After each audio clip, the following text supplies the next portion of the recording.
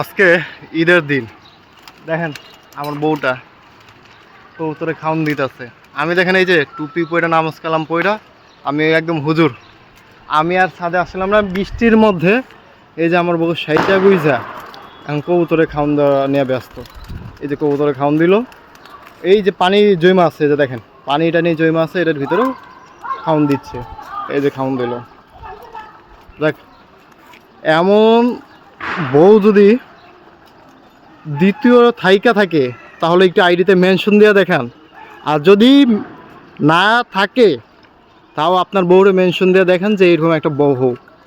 ঠিক আছে, দেখেন সবসময় সেই খাওন দেয়, আজকে ঈদের দিন তারপরেও সে নিজেই খাওন দিচ্ছে। যাক, এমন বউ পাওয়া হচ্ছে ভাগ্যের ব্যাপার।